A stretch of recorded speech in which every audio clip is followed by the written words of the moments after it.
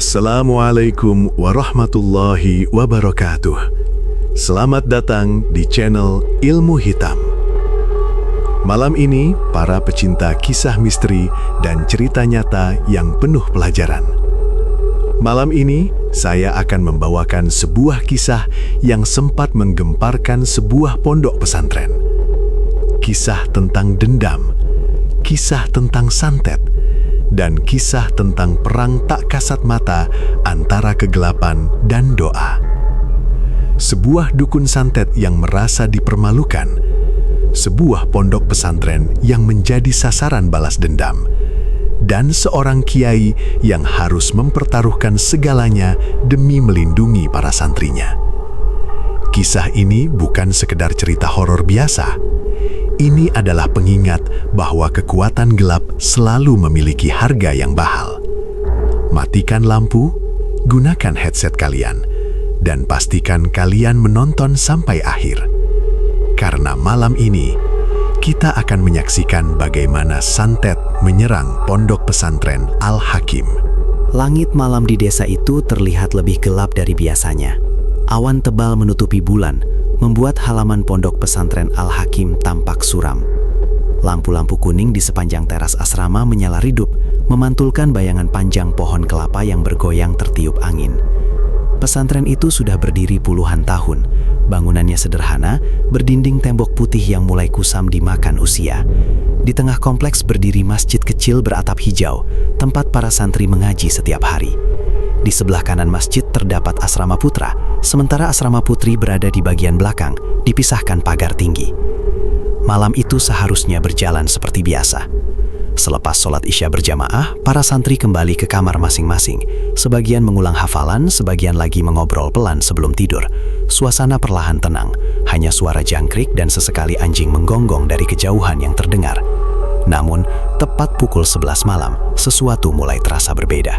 Angin tiba-tiba berhembus kencang, jendela-jendela berderit, salah satu pintu asrama terbuka sendiri dengan suara keras. Brak! Beberapa santri terlonjak kaget. "Ada apa itu?" bisik Hasan, santri kelas 3, kepada temannya. "Angin kali," jawab temannya, mencoba tenang. Tapi angin itu tidak seperti biasanya. Udara terasa berat, dingin yang menusuk bukan hanya mengenai kulit, tapi seolah masuk sampai ke tulang. Di dalam rumah pengasuh pesantren, Kiai Maksum sedang membaca kitab. Usianya sudah lebih dari 60 tahun, namun wajahnya tetap teduh dan sorot matanya tajam. Tiba-tiba beliau berhenti membaca. Beliau mengangkat kepala. "Ada yang tidak beres," gumamnya pelan. Di asrama putra, seorang santri bernama Fajar tiba-tiba terbangun dari tidurnya. Nafasnya terengah-engah, dadanya terasa sesak. Ia bermimpi aneh, melihat bayangan hitam berdiri di depan gerbang pesantren. Bayangan itu menatapnya tanpa wajah. Fajar mencoba menenangkan diri, cuma mimpi, bisiknya. Ia bangkit hendak mengambil air wudhu di kamar mandi. Lorong asrama gelap, lampu di ujung koridor berkedip-kedip. Saat ia melangkah melewati kamar kosong yang jarang dipakai, ia mendengar suara pelan. Tok, tok, tok. Seperti ada yang mengetuk dari dalam. Fajar membeku. Kamar itu kosong sejak lama. Tidak ada yang tidur di sana. Tok, tok, tok. Kali ini lebih keras. "Siapa?" tanya Fajar. Suaranya bergetar. Tidak ada jawaban. Dengan jantung berdegup kencang, ia memberanikan diri membuka pintu kamar itu. Pintu berderit saat dibuka perlahan. Kosong. Hanya tikar dan lemari tua di sudut ruangan. Fajar menghela napas lega. Ia merasa mungkin hanya halusinasi karena baru bangun tidur.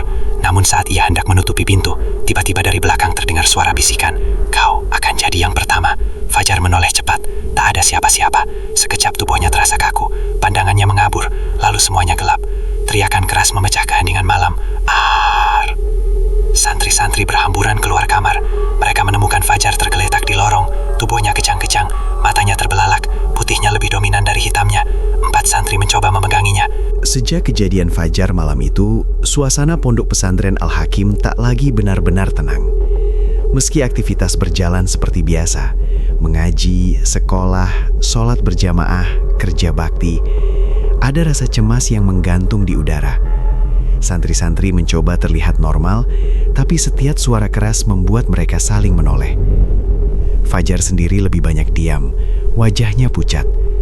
Ia mengaku sering merasa seperti ada yang mengawasinya. Saat ditanya lebih jauh, ia hanya menggeleng.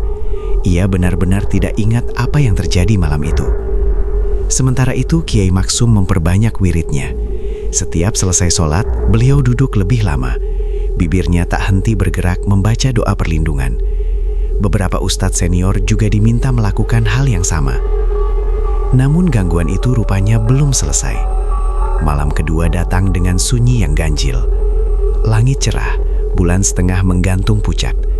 Tidak ada angin kencang seperti malam sebelumnya. Justru terlalu tenang. Seolah-olah alam sedang menahan napas. Pukul 10 malam sebagian besar santri sudah berada di kamar masing-masing. Di asrama putra, Hasan dan 3 temannya masih mengulang hafalan pelajaran. Tiba-tiba, salah satu dari mereka, Rudi, memegang kepalanya. "Kenapa, Rud?" tanya Hasan. "Pusing, tiba-tiba pusing banget," jawab Rudi, wajahnya meringis. Belum sempat Hasan menanggapi, dari kamar sebelah terdengar suara benda jatuh. Brak, lalu teriakan. "Ah!"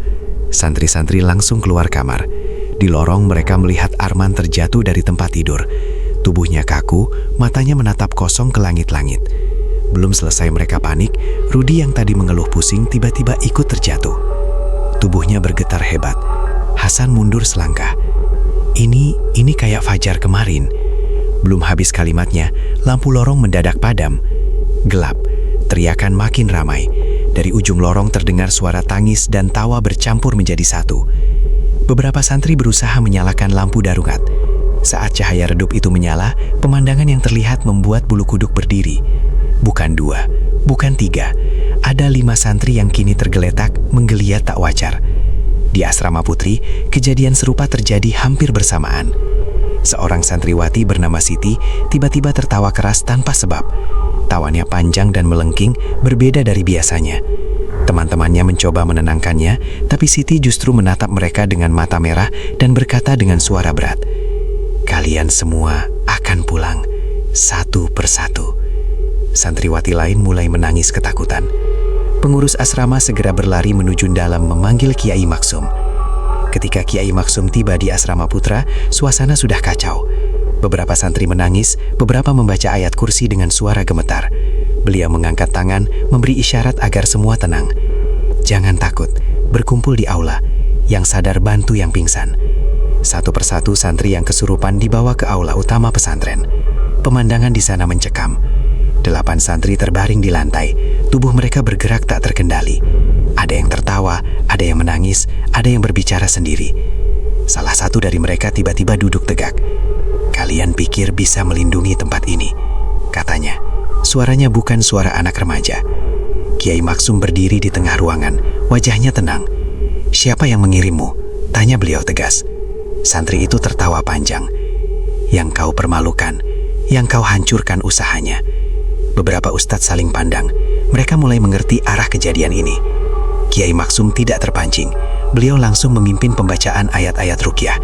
Suaranya menggema di aula. Semakin keras bacaan itu, semakin keras pula reaksi para santri yang kesurupan. Ada yang menjerit seperti terbakar. Ada yang merontah hingga 5 orang dewasa harus memeganginya. Suasana terasa panas. Beberapa santri yang sadar melihat bayangan hitam samar melintas cepat di sudut ruangan. Hasan gemetar. Ia hampir lari, tapi salah satu ustadz menepuk bahunya. "Jangan takut, baca dalam hati." Di desa sebelah, seorang pria duduk bersila di ruangan gelap yang dipenuhi asap kemenyan. Namanya Surya Wijaya. Di hadapannya tergeletak beberapa benda, foto pesantren, potongan kain putih, dan boneka kecil yang ditusuk jarum. Ia membuka mata perlahan. "Kuat juga pelindungmu, Kiai," gumamnya. Ia kembali membaca mantra. Tangannya bergetar, keringat dingin membasahi dahinya. Tiba-tiba angin masuk dari celah jendela, memadamkan lilin di hadapannya. Surya terkejut. Api itu sulit menyala kembali. Di aula pesantren, pertarungan batin terasa memuncak. Salah satu santri yang paling kecil tubuhnya tiba-tiba berdiri dengan tenaga luar biasa. Ia berusaha berlari ke pintu, tapi tertahan oleh ustadz. "Lepaskan aku, tempat ini harus kosong," teriaknya dengan suara serak. Kiai Maksum mendekat, meletakkan tangan di kepala santri itu. Dengan suara rendah namun penuh keyakinan beliau berkata, "Tidak ada kekuatan yang lebih besar dari izin Allah. Pergilah." Beliau meniupkan doa ke ubun-ubun santri tersebut. Tubuh santri itu bergetar keras, lalu jatuh tak sadarkan diri. Satu persatu, santri yang kesurupan mulai melemah. Butuh waktu hampir 3 jam hingga semuanya tenang. Aula penuh dengan tubuh-tubuh lemas yang tertidur kelelahan. Jam menunjukkan pukul 2 dini hari. Kiai Maksum duduk bersandar di tiang masjid setelah semuanya selesai. Wajahnya terlihat lebih serius dari biasanya. Salah satu ustadz mendekat. "Yai, ini bukan gangguan biasa." Beliau mengangguk pelan. "Ini serangan, dan pengirimnya tidak main-main. Apakah kita perlu mencari siapa pelakunya?" Kiai Maksum menatap langit yang mulai memudar gelapnya. "Tidak sekarang. Yang penting lindungi dulu santri." Pagi harinya, berita tentang kesurupan massal itu menyebar cepat ke warga sekitar. Beberapa orang tua santri datang dengan wajah cemas. Sebagian ingin membawa pulang anaknya. Namun Kiai Maksum berdiri di hadapan mereka. "Anak-anak kita aman. Jangan biarkan rasa takut mengalahkan iman." Nada suaranya tenang, tapi tegas. Akhirnya sebagian besar orang tua memilih percaya. Namun ketakutan belum sepenuhnya hilang. Malam kedua telah membuktikan bahwa serangan itu meningkat. Dan di rumahnya, Surya Wijaya duduk dengan wajah pucat. Ia menyadari satu hal, serangannya belum berhasil sempurnanya. Ia harus meningkatkan ritualnya. Dan itu berarti, konsekuensinya akan lebih besar. Sementara di pondok pesantren Al-Hakim, Kiai Maksum tahu satu hal pasti. Malam berikutnya akan menjadi penentuan. Dan jika serangan itu terus meningkat, bukan hanya kesurupan yang akan terjadi, bisa jadi ada korban yang lebih parah. Angin sore kembali berembus pelan. Tenang, terlalu tenang. Seolah-olah alam sedang menahan napas. Sejak kejadian kesurupan massal malam kedua, suasana pondok pesantren Al-Hakim benar-benar berubah. Tidak ada lagi tawa lepas di sela waktu istirahat. Tidak ada lagi obrolan santai hingga larut malam. Semua serba cepat, serba waspada. Bahkan suara sendok jatuh pun bisa membuat santri menoleh dengan jantung berdegup kencang. Kiai Maksum tidak menunjukkan kepanikan sedikit pun. Namun para ustadz tahu beliau sedang menghadapi sesuatu yang tidak ringan. Setiap malam beliau mengunci diri di masjid lebih lama dari biasanya. Wiridnya semakin panjang, doanya semakin dalam. Beliau tidak pernah menyebut nama pelaku, tapi semua orang tahu ini bukan sekedar gangguan makhluk halus biasa. Ini serangan. Hari ketiga berjalan relatif tenang. Santri yang sempat kesurupan mulai pulih, meski masih terlihat lemas. Fajar dan Rudi duduk di serambi masjid sore itu, mencoba menghafal seperti biasa. "Lo ingat apa-apa nggak waktu itu?" tanya Hasan pelan. Rudi menggeleng. "Enggak, cuma rasanya kayak jatuh ke tempat gelap, terus ada suara suruh nurut." "Suara apa?" Rudi menatap kosong. Suara yang bilang, "Pesantren ini harus kosong." Hasan menelan ludah. Kalimat itu sama seperti yang diucapkan saat kesurupan. Malam ketiga datang dengan firasat yang lebih buruk. Awan tebal kembali menutupi bulan. Angin mulai berhembus sejak maghrib. Pintu-pintu asrama ditutup lebih rapat dari biasanya. Sebelum tidur, Kiai Maksum mengungkulkan seluruh santri di aula. "Kita baca doa bersama. Apapun yang terjadi nanti malam, jangan panik, jangan lari, jangan berteriak histeris. Ingat, yang kita takutkan hanya Allah." Suara beliau tenang namun dalam. Santri-santri mengangguk. Doa dipanjatkan panjang malam itu. Namun sekitar pukul 1 dini hari, gangguan datang lebih keras dari sebelumnya. Tiba-tiba terdengar suara seperti benda berat diseret di atas atap asrama. Grek, grek. Beberapa santri terbangun. Suara itu berpindah-pindah, seolah ada sesuatu berjalan di atas genteng. Lalu terdengar dentuman keras. Duar. Lampu padam serentak. Gelap total. Teriakan mulai terdengar dari beberapa kamar. Hasan mencoba meraih senter di bawah bantalnya. Saat cahaya menyala, ia melihat sesuatu yang membuat darahnya serasa berhenti. Di ujung lorong, berdiri sosok hitam tinggi. Tidak jelas wajahnya. Diam. Lalu dalam sekejap, menghilang. Hasan gemetar hebat. Belum sempat ia memanggil teman-temannya, dari kamar sebelah terdengar jeritan panjang. Ar! Itu suara Fajar.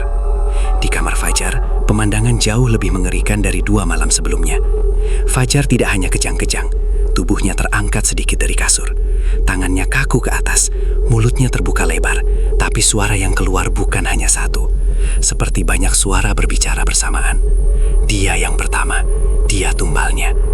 Teman-temannya mencoba menarik tubuhnya, tapi seperti ada tenaga yang menahan dari atas. Kulit Fajar mulai memerah, nafasnya tersengal berat. Salah satu santri berlari memanggil Kiai Maksum. Ketika Kiai Maksum tiba, wajah beliau untuk pertama kalinya terlihat serius. Beliau langsung membaca ayat-ayat dengan suara lantang. Namun kali ini reaksi Fajar jauh lebih keras. Tubuhnya melayang lebih tinggi beberapa detik sebelum jatuh kembali ke kasur. Salah satu ustadz berbisik panik, "Yai, ini bukan cuma kesurupan." Kiai Maksum mendekat dan memegang dada Fajar. Nafasnya melemah. "Ini upaya tumbal," ucap beliau pelan. Kalimat itu membuat semua orang merinding. Di desa sebelah, Surya Wijaya duduk dalam lingkaran ritual yang lebih besar dari sebelumnya. Di sekelilingnya terdapat darah ayam hitam yang masih segar. Wajahnya pucat, matanya merah. "Ambil satu, cukup satu," gumamnya sambil menekan boneka kecil dengan jarum panjang. Tiba-tiba tubuhnya ikut bergetar. Keringat mengucur deras. Ia merasakan perlawanan yang sangat kuat. Di pesantren, kondisi Fajar makin memburuk. Nafasnya tersendat-sendat, matanya hampir terpejam seluruhnya. Beberapa santri mulai menangis. "Yai, tolong Yai." Kiai Maksum memejamkan mata, membaca doa lebih dalam. Tangannya menekan ubun-ubun Fajar. "Tidak ada yang bisa mengambil nyawa tanpa izin Allah," seru beliau tegas. Suara beliau menggema. Tiba-tiba Fajar menjerit sangat keras. Jeritan yang berbeda, jeritan kesakitan. Lalu tubuhnya terjatuh lemas. Sunyi. Semua menahan nafas. Beberapa detik terasa seperti menit yang panjang. Lalu, Fajar batu keras. Ia terengah-engah. Hidup. Santri-santri langsung sujud syukur. Namun gangguan belum berhenti. Di asrama putri, 2 santriwati mendadak pingsan bersamaan. Salah satunya bahkan mengeluarkan darah tipis dari hidung. Serangan malam itu tidak terpusat hanya pada satu orang. Seperti ada upaya mengalihkan perhatian. Kiai Maksum menyadari satu hal. Pengirim santet mulai nekat. Dan jika dibiarkan, korban bisa benar-benar jatuh. Menjelang subuh, suasana mulai mereda. Fajar selamat, tapi tubuhnya sangat lemah. Wajahnya pucat seperti kehilangan banyak tenaga. "Jar, kamu dengar saya?" tanya Hasan pelan. Fajar membuka mata perlahan. "Ada yang tarik aku ke tempat gelap, tapi ada cahaya yang narik balik," bisiknya lemah. Kiai Maksum menatapnya lama. Beliau tahu, malam ini bukan sekedar gangguan. Ini percobaan pembunuhan secara gaib.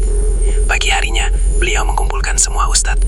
"Kita tidak bisa hanya bertahan, kita harus memperkuat benteng pesantren." "Apa maksudnya, Yai?" "Kita buat doa bersama 3 malam berturut-turut, berkuat semua penjuru." Beliau juga meminta beberapa santri senior menggali tanah di 4 sudut pesantren untuk ditanamkan doa dan ayat-ayat sebagai simbol perlindungan. Pagi setelah malam hampir tumbal itu terasa lebih sunyi dari biasanya.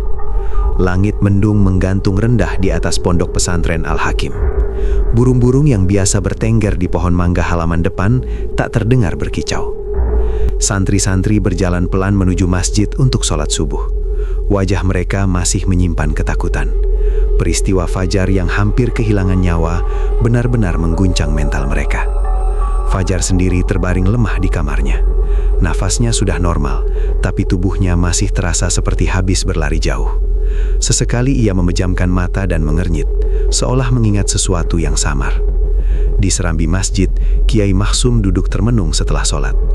Tangannya memegang tasbih, namun pikirannya sedang menyusun sesuatu. Beliau tahu, ini bukan sekadar gangguan biasa.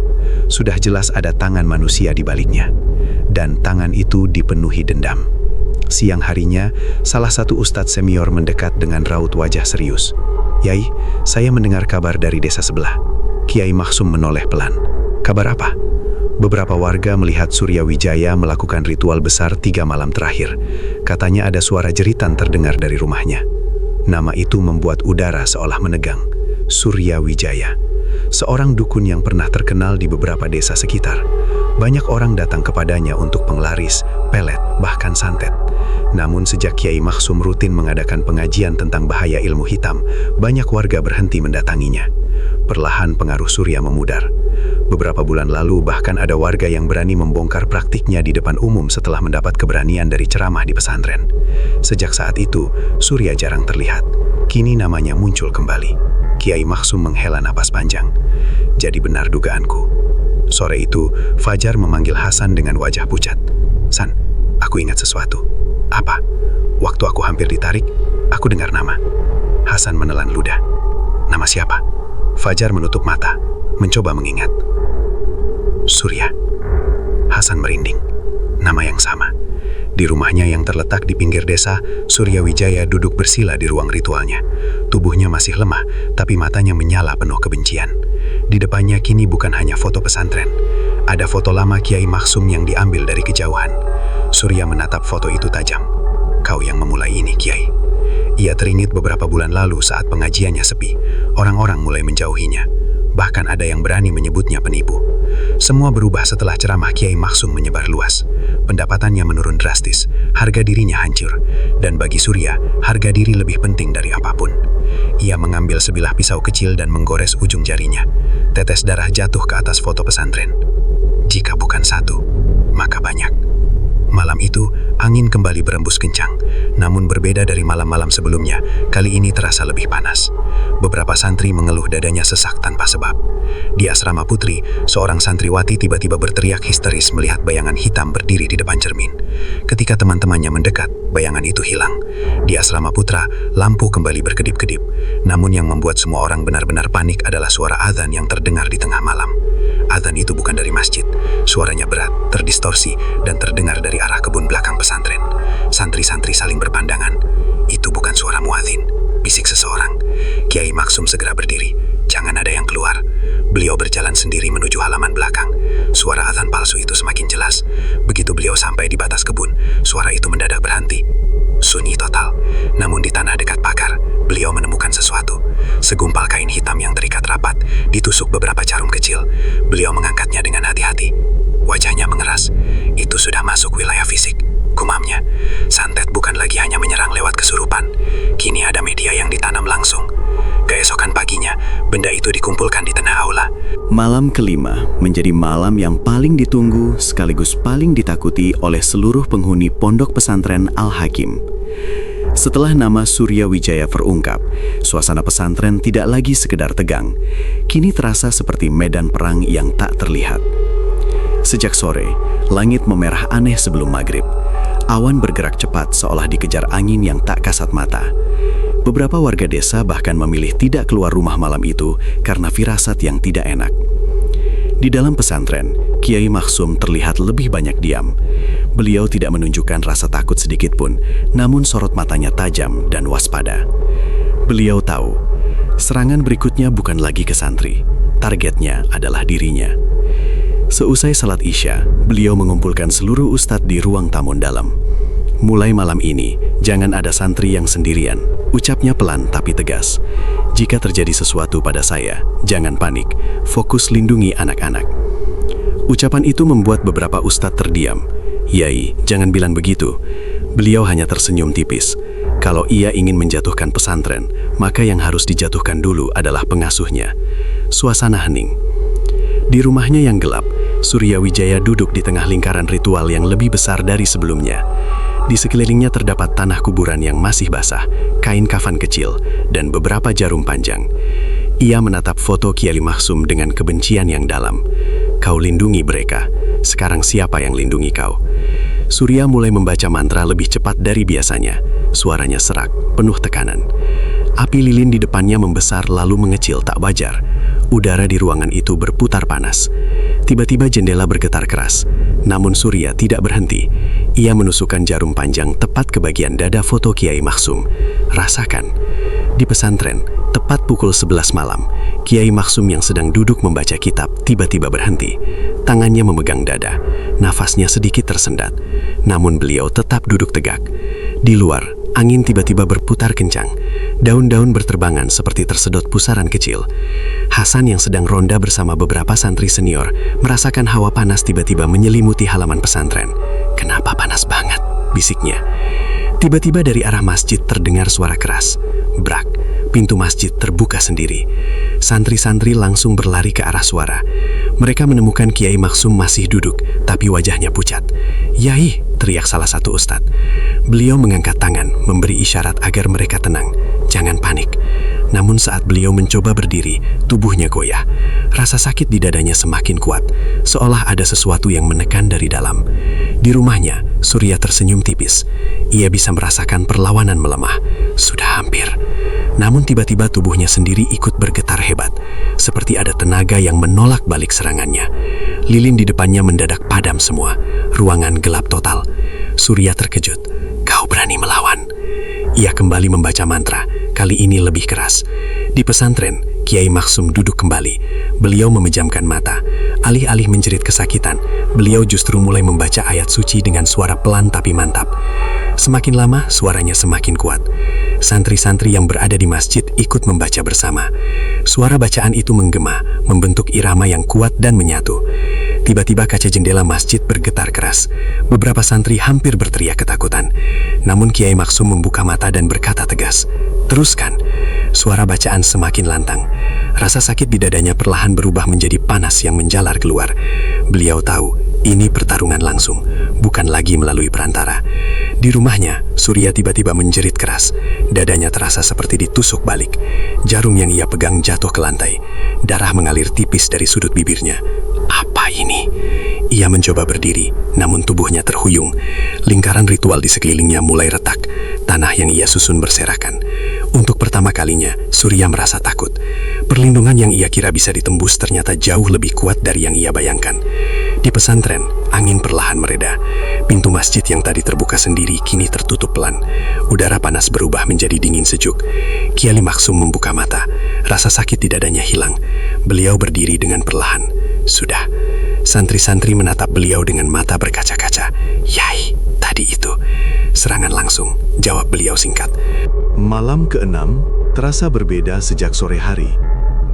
Langit di atas pondok pesantren Al-Hakim tampak kelabu pekat, meski belum memasuki musim hujan. Udara terasa pengap.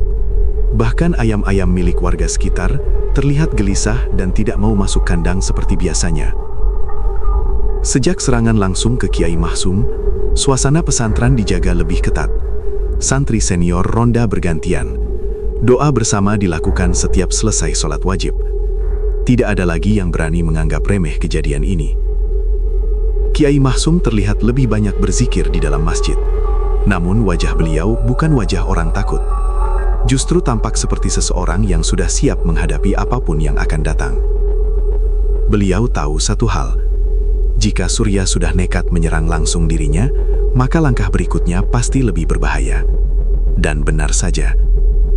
Di rumahnya yang terpencil di tepi desa, Surya Mijaya duduk dalam keadaan berbeda dari malam-malam sebelumnya. Tidak ada lagi lilin kecil biasa, tidak ada lagi ritual sederhana. Kali ini, ia membuat lingkaran besar dari campuran tanah kuburan, darah ayam hitam, dan abu dupa yang ditumbuk halus. Di tengah lingkaran itu terdapat kain kafan kecil yang diikat menyerupai boneka manusia. Di depannya, sebuah cermin besar berdiri tegak. Surya menatap bayangannya sendiri. Wajahnya pucat, matanya cekung. Tubuhnya semakin kurus karena tenaga yang terus terkuras. Namun dendam membuatnya tetap bertahan. Malam ini, selesai. Gumamnya lirih. Ia tahu risiko ritual ini sangat besar. Jika gagal, bukan hanya sakit yang ia rasakan, nyawanya bisa jadi taruhan.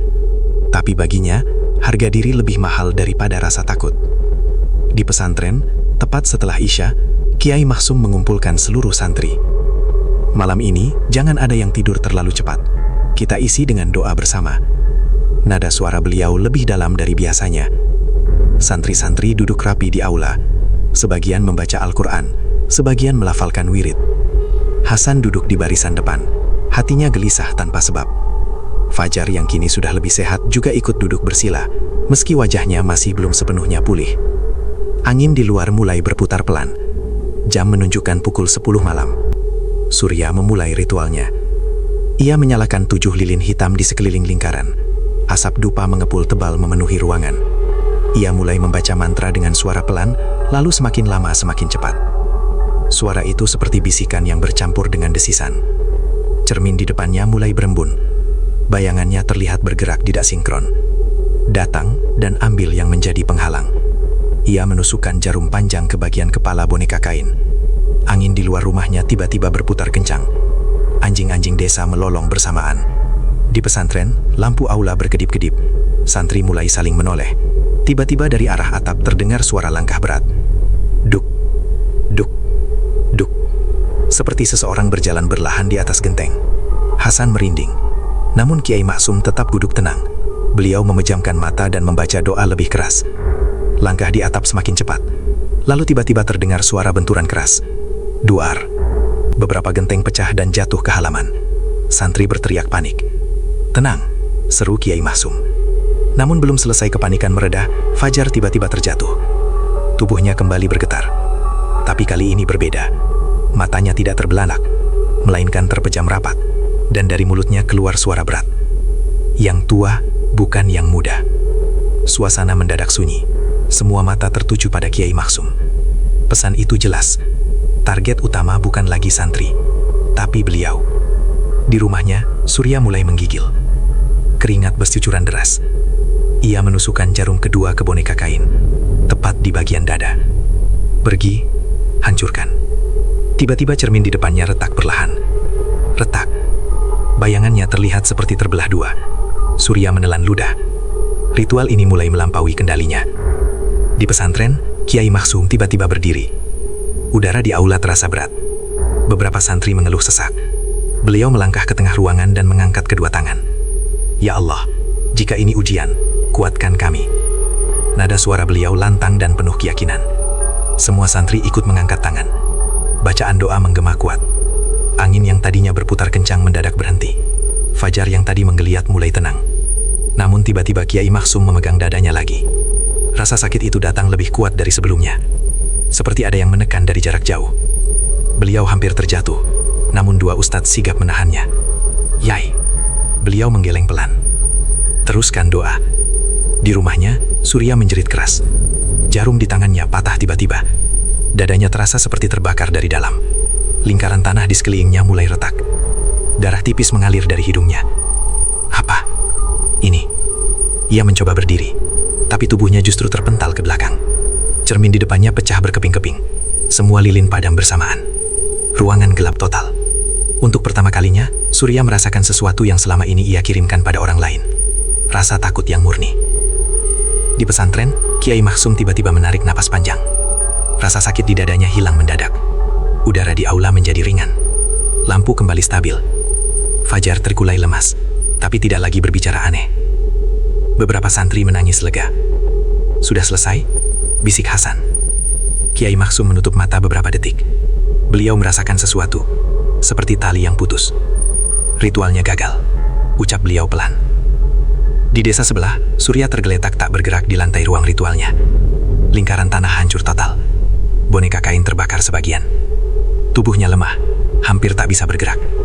Ia mencoba bangkit, tapi kakinya gemetar hebat. Dadanya sakit seperti ditusuk dari dalam. Ia sadar satu hal. Serangan yang ia kirimkan kembali padanya. Santet yang dipaksakan tanpa izin dan dengan niat dendam telah berbalik arah. Menjelang subuh, pesantren kembali tenang. Santri-santri kelelahan namun selamat. Tidak ada korban malam itu. Kiai Maksum duduk sendirian di serambi masjid, menatap langit yang mulai terang. Beliau tahu, ini belum benar-benar akhir. Namun kekuatan Surya sudah jauh melemah. Jika ia nekat mencoba lagi, bisa jadi tubuhnya sendiri tidak akan sanggup menahan. Dan di rumahnya, Surya hanya bisa berbaring lemah, menatap atap kayu yang mulai terlihat retak. Dendamnya yang besar kini berubah menjadi ketakutan. Ia berada di ambang keputusan. Terus melawan dan hancur, atau menyerah dan meminta ampun. Malam ke-6 telah menjadi puncak pertarungan. Dan santet itu mulai berbalik menghancurkan pengirimnya sendiri. Subuh setelah malam ritual terakhir terasa berbeda di pondok pesantren Al-Hakim. Udara lebih segar. Angin tidak lagi membawa hawa panas yang menekan dada. Santri-santri memang masih menyimpan ketakutan, tapi ada rasa lega yang perlahan tumbuh. Serangan besar itu terasa seperti puncak badai yang akhirnya berlalu. Namun di desa sebelah, badai justru baru dimulai. Surya Wijaya terbangun dalam keadaan tubuhnya hampir tak bisa digerakkan. Kepalanya berat, pandangannya berkunang-kunang. Ruang ritualnya berantakan. Cermin besar pecah, serpihannya berserakan di lantai. Bekas lingkaran tanah kuburan retak dan mengering, seperti tanah yang kehilangan daya. Dadanya terasa panas seperti dibakar dari dalam. Ia mencoba bangkit, namun tubuhnya justru terjatuh kembali. Untuk pertama kalinya dalam hidupnya sebagai dukun, Surya merasa benar-benar tidak berdaya. Ia teringat cerita dirinya sendiri semalam. Ia teringat sensasi tusukan yang kembali ke dadanya. Dan ia teringat satu hal yang selama ini ia abaikan. Ilmu yang ia gunakan tidak selalu bisa ia kendalikan. Sementara itu di pesantren, Kiai Maksum duduk bersama beberapa ustadz senior. Tenaganya sudah melemah, ucap beliau pelan. Ia yakin Tanya salah satu ustadz. Kemarin malam terasa seperti ikatan yang putus. Serangannya gagal total. Hasan yang kebetulan mengantar teh mendengar percakapan itu. Hatinya sedikit tenang. Namun Kiai Maksum menambahkan satu kalimat yang membuat suasana kembali serius. Orang yang terdesak bisa melakukan dua hal, bertaubat atau nekat terakhir kali. Di rumahnya, Surya mencoba berdiri dengan bersandar pada dinding kayu. Nafasnya berat, setiap langkah seperti menarik beban besar. Ia berjalan menuju cermin kecil di sudut ruangan. Saat melihat wajahnya sendiri, ia terdiam lama. Matanya cekung dalam, bibirnya pucat kebiruan. Ini akibatnya, bisiknya serak. Dendam yang ia pelihara berbulan-bulan kini memakan dirinya sendiri. Ia mencoba mengambil air minum, tapi tangannya gemetar hingga gelas terjatuh dan pecah. Dalam keheningan rumah itu, Surya mulai mendengar suara yang selama ini jarang ia dengar. Bukan bisikan makhluk gaib, bukan gema mantra, tapi suara hatinya sendiri. Suara yang bertanya pelan, "Untuk apa semua ini?" Hari itu Surya tidak melakukan ritual apapun. Ia hanya berbaring dan menahan rasa sakit yang datang bergelombang. Sore harinya, rasa panas di dadanya semakin menjadi. Seolah ada bara yang tertinggal dan tak kunjung padam. Ia mencoba membaca mantra penyembuhan, namun lidahnya keluh. Bacaan yang dulu lancar, kini terasa berat dan tak berdaya. Malam mulai turun. Dan untuk pertama kalinya dalam hidupnya, Surya takut pada malam. Takut pada kegelapan yang dulu ia jadikan teman. Di pesantren, suasana mulai normal. Santri kembali belajar seperti biasa, meski masih sering menoleh jika mendengar suara keras. Fajar sudah jauh lebih sehat. Bekas lebam di dadanya perlahan memudar. Hasan duduk di teras asrama sambil memandangi gerbang pesantren. "Menurutmu sudah selesai?" tanya Fajar. Hasan mengangkat bahu. "Semoga." Namun jauh di dalam hati mereka, masih ada bayangan ketakutan yang belum sepenuhnya hilang. Malam ketujuh tiba tanpa gangguan berarti. Tidak ada angin aneh. Tidak ada suara langkah di atap. Tidak ada kesurupan. Keheningan justru terasa janggal. Kiai Maksum tetap memperbanyak doa. Beliau tahu, badai besar sering menyisakan sisa-sisa yang tak terduga. Di rumahnya, Surya tidak bisa tidur. Setiap kali memejamkan mata, ia melihat bayangan lingkaran ritualnya yang hancur. Ia melihat pantulan dirinya di cermin yang retak. Ia merasakan kembali sensasi tusukan di dadanya. Ia mulai menyadari sesuatu yang sangat pahit. Sore itu, halaman pondok pesantren Al-Hakim dipenuhi suasana yang sulit dijelaskan. Tidak ada teriakan marah, tidak ada keributan, namun udara terasa berat oleh emosi yang bercampur antara lega, marah, takut, dan iba. Surya Wijaya masih berlutut di atas tanah. Tubuhnya gemetar, bukan karena ritual, bukan karena kekuatan gaib, tetapi karena rasa malu dan penyesalan yang akhirnya ia rasakan. Di hadapannya berdiri Kiai Maksum dengan wajah tenang seperti biasanya. Santri-santri mengelilingi mereka dengan jarak beberapa meter. Hasan dan Fajar berdiri paling depan. Jantung mereka masih berdetak cepat. Orang yang selama ini menjadi sumber kesurupan dan ketakutan kini ada di depan mereka dalam keadaan tak berdaya. "Kenapa kamu datang ke sini?" tanya Kiai Maksum dengan suara datar namun tidak keras. Surya menelan ludah, air matanya jatuh tanpa ia sadari. "Saya tidak sanggup lagi menahan sakit ini, Yai." Suaranya parau.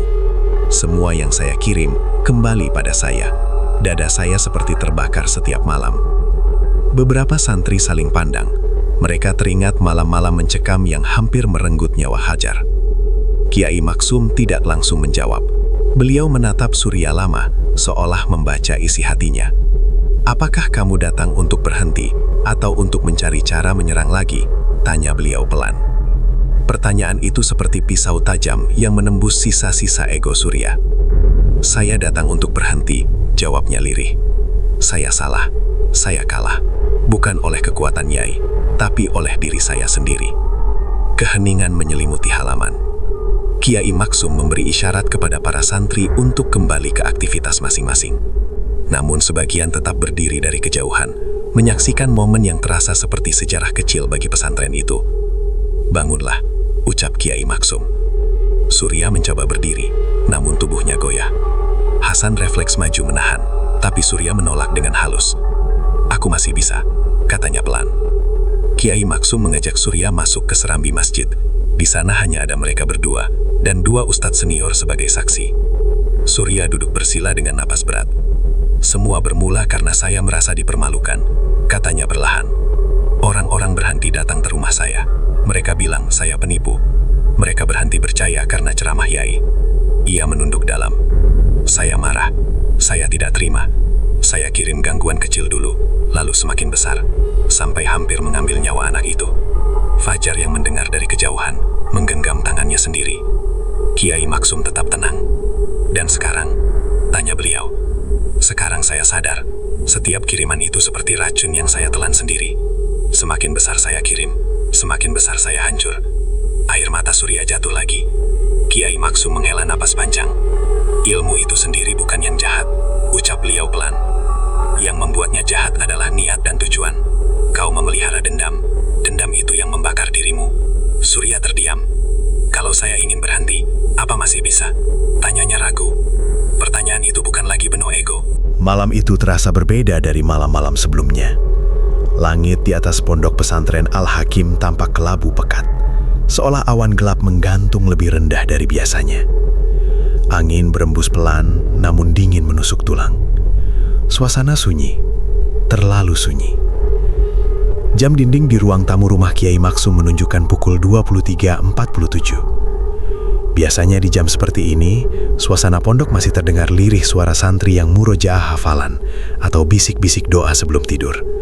Tapi malam itu, tidak ada apa-apa. Hening. Kiai Maksum duduk bersila di ruang tengah. Tasbih di tangan kanannya bergerak perlahan. Wajahnya terlihat lebih pucat dari biasanya, namun sorot matanya tajam, penuh kewaspadaan. Di depannya, beberapa ustadz senior duduk mengelilingi beliau. "Yai," bisik Ustadz Harun. "Sejak maghrib tadi, angin terasa aneh. Beberapa santri mengaku mimpi buruk sebelum Isya." Kiai Maksum mengangguk pelan. "Saya sudah merasakannya." "Dia datang lagi." Ustadz Harun menelan ludah. "Dukun itu, Yai." Kiai Maksum memejamkan mata sebentar. "Bukan hanya dia. Kali ini dia tidak sendiri." Tiba-tiba, brak. Sebuah suara keras terdengar dari arah Aslama Putra. Semua ustadz langsung berdiri. "Dari kamar santri kelas 3, teriak seseorang dari luar. Kiai Maksum bangkit cepat. Langkahnya mantap meski usianya sudah tidak muda lagi. Begitu mereka tiba di depan kamar, suasana sudah kacau. Beberapa santri berteriak ketakutan. Ada yang menangis, ada yang memegang temannya yang tubuhnya bergetar hebat. Di tengah kamar, seorang santri bernama Raffi tergeletak di lantai. Matanya terbalik putih, tubuhnya melengkung kaku. "Pegang dia," perintah Ustadz Harun. Tapi tiba-tiba, Raffi bangkit dengan gerakan yang tidak wajar. Lehernya menoleh berlahan dengan bunyi krek, krek. Dan suara yang keluar dari mulutnya bukan suara anak remaja, melainkan suara berat, serak, penuh kebencian. "Kiai Maksum, kau pikir bisa menghentikanku?" Semua yang ada di ruangan langsung membeku. Kiai Maksum melangkah maju. "Aku tahu siapa yang mengirimmu." Raffi, atau apapun yang merasukinya, tertawa panjang. Tawa yang menggema seperti datang dari sumur dalam. "Kau telah menggagalkan Tuhanku. Sekarang pondok ini akan merasakan akibatnya." Tiba-tiba tubuh Raffi terlempar ke dinding tanpa disentuh siapapun. Beberapa santri menjerit. Kiai Maksum segar membaca ayat-ayat Al-Quran dengan suara lantang. Ruangan terasa bergetar oleh bacaan beliau. Angin mendadak berputar di dalam kamar meski semua jendela tertutup. Raffi menjerit kesakitan. Asap tipis seperti kabut hitam keluar dari mulutnya. Namun belum sempat selesai, dari kamar sebelah terdengar teriakan lain. "Ustadz, ada lagi 2 orang. Malam itu bukan 1 santri, bukan 2, tapi 5 santri sekaligus mengalami kesurupan. Di waktu yang sama." Subuh belum tiba. Langit masih gelap, tapi warna hitamnya mulai memudar menjadi abu-abu tipis. Angin malam yang sejak tadi mencekam, kini berubah menjadi dingin yang menusuk tulang. Di halaman pondok pesantren Al-Hakim, Kiai Maksum masih berdiri tegak. Tongkat kayu di tangan kanannya bergetar halus. Bukan karena takut, tapi karena gelombang energi tak kasat mata yang saling beradu di udara. Di belakang beliau, beberapa ustadz menjaga para santri yang masih dalam keadaan lemas setelah kesurupan massal malam itu. Beberapa sudah sadar, tapi tubuh mereka seperti habis diguncang badai. Tiba-tiba, suara gemuruh terdengar dari arah gerbang pondok. Bukan suara kendaraan, bukan suara manusia, tapi seperti tanah yang diinjak sesuatu yang sangat berat. 1, 2 langkah. Kiai Maksum memejamkan mata. Akhirnya kau datang sendiri. Di balik kabut tipis yang muncul dari arah gerbang, terlihat sosok lelaki berjubah hitam. Rambutnya panjang tak terurus, wajahnya pucat dengan mata cekung dalam. Dialah Dukun Sastro. Namun malam itu ia tidak tampak seperti manusia biasa. Di belakangnya berdiri bayangan besar menyerupai makhluk tinggi menjulang. Tubuhnya seperti asap hitam yang membentuk siluet raksasa. Beberapa ustadz mundur setapak. Rasa dingin mendadak menjalar sampai ke tulang. Sastro tersenyum miring. Kiai Maksum, kau membuatku kehilangan segalanya. Kiai Maksum tetap tenang. Kau kehilangan karena perbuatanmu sendiri. Sastro tertawa. Tidak, aku kehilangan karena kau mempermalukanku di depan orang-orang desa. Mereka berhenti datang kepadaku, mereka berhenti takut padaku. Angin berputar lebih kencang. Sekarang, lanjut Sastro, aku akan membuat mereka melihat bahwa kekuatanku lebih besar dari doa-doamu.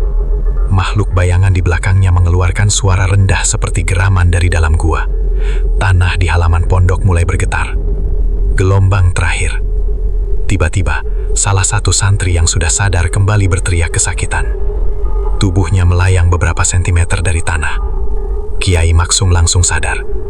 Sastro tidak hanya menyerang secara langsung, ia masih mengendalikan sisa-sisa kiriman yang tertanam dalam tubuh para santri. Lepaskan mereka, teriak Kiai Maksum. Sastro mengangkat tangannya. Jarum-jarum kecil yang sebelumnya ia tanamkan pada boneka kafan, kini terasa seperti menusuk tubuh para korban dari jauh. Beberapa santri kembali menjerit. Ustadz Harun hampir menangis melihat keadaan itu. Yai, kalau ini terus dibiarkan. Kiai Maksum mengangguk pelan. Beliau tahu, ini bukan sekedar perang kekuatan. Ini perang ketahanan hati. Jika beliau goyah sedikit saja, makhluk di belakang Sastro akan masuk lebih dalam. Kiai Maksum menancapkan tongkatnya ke tanah. Beliau mulai membaca ayat-ayat dengan suara yang jauh lebih lantang dari sebelumnya.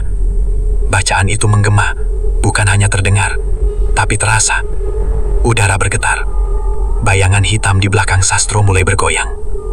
Sastro mengerang. Kau pikir bisa mengusirnya, teriaknya. Makhluk itu tiba-tiba bergerak maju. Langkahnya membuat tanah retak tipis. Beberapa kaca jendela pecah bersamaan. Para santri yang sadar hanya bisa menangis dan membaca doa semampunya. Rahasia yang terungkap. Di tengah adu kekuatan itu, tiba-tiba Kiai Maksum berbicara dengan suara tegas. Kau tidak menguasainya, Sastro. Sastro terkejut. Apa maksudmu? Kau hanya dijadikan wadah. Makhluk bayangan itu tiba-tiba berhenti bergerak. Kiai Maksum membuka matanya lebar-lebar. Aku tahu siapa yang berdiri di belakangmu. Wajah Sastro berubah pucat. Diam. Makhluk hitam itu mengeluarkan suara melengking. Subhanallah. Begitulah kisah malam kelam yang pernah mengguncang pondok pesantren Al-Hakim. Dari cerita ini kita belajar bahwa kekuatan terbesar bukanlah pada ilmu hitam atau santet, tetapi pada keimanan, kesabaran, dan doa yang tidak pernah putus. Semoga kisah ini bisa menjadi pelajaran bagi kita semua. Jangan pernah tergoda jalan pintas yang menyesatkan, karena setiap perbuatan pasti akan kembali pada pelakunya. Jika kalian suka dengan cerita seperti ini, jangan lupa dukung channel ini dengan like, komentar, dan subscribe, agar kami bisa terus menghadirkan kisah-kisah penuh misteri dan hikmah lainnya. Saya pamit undur diri. Wassalamualaikum warahmatullahi wabarakatuh. Sampai jumpa di kisah berikutnya.